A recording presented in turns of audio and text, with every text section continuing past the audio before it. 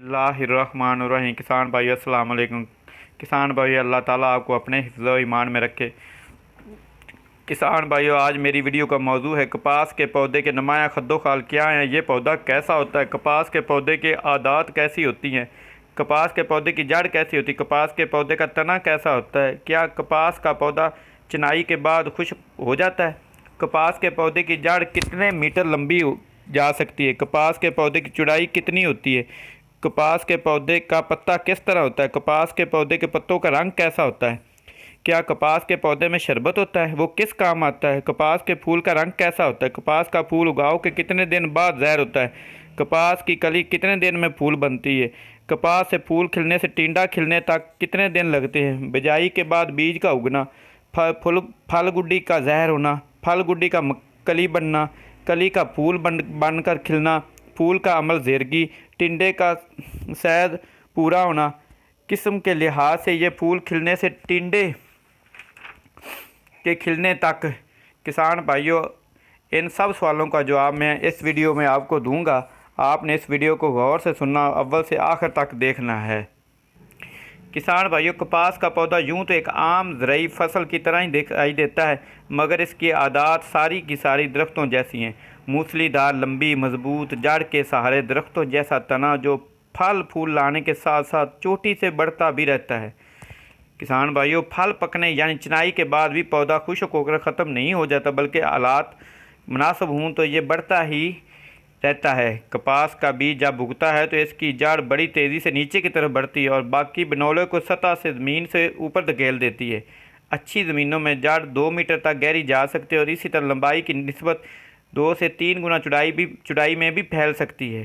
किसान भाइयों, ये दरख्त ही की तरफ बढ़ता है जिस पर 2 किस्म की शाखें फूटती हैं, जिन्हें गैर समरदार और समरदार शाखें कहते हैं।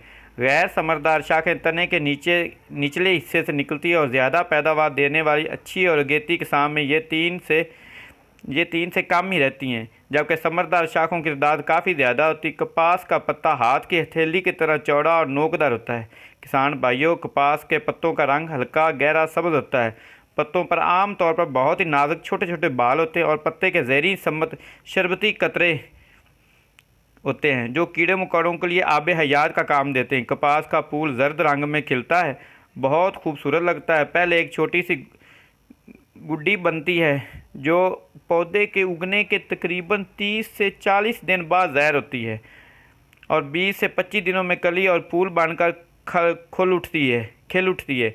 अमल ज़ेरकी के बाद फूल की जर्द पत्तियां सुर्ख रंग अख्तियार करके गिर जाती हैं, जिसका सीधा सा मतलब ये होता है कि टिंडा बनना शुरू हो चुका है। किसान भाइयों, और फूल अपने मकसद में कामयाब हो चुका है। नासाज हालात जैसा कि पानी की कमी, खाद या दूसरे अनासर की कमी, कीड़ों का हमला वगैरह में भी बहुत से फूल गिर भी जाते हैं, जिसकी वजह से टिंडे भी कम बनते हैं। कपास के टिंडे की अपनी मखसूस गुलाई की यह शक्ल है। बाद हालात में मामूली लंबूतरा भी हो सकता है। अमल ज़ेरगी के नतीजे में फूल के सुर्ख होकर गिरने के बाद तकरीबन 21 दिनों में दाखिल हो जाता है। टिंडे बनने और खिलने का सारा इंसार कपास, दर्जा हरारत, बारिश और ज़मीन की ज़रखेज़ी पर मुनहसर है। आम तौर पर फूल खिलने से टिंडे खिलने तक 35 से 60 दिन लगते हैं। इस तरह टिंडे का साइज़ भी किस्म के साथ साथ दर्जा हरारत, ज़मीन की ज़रखेज़ी, आबपाशी और फसल के म्यार पर मुनहसर है।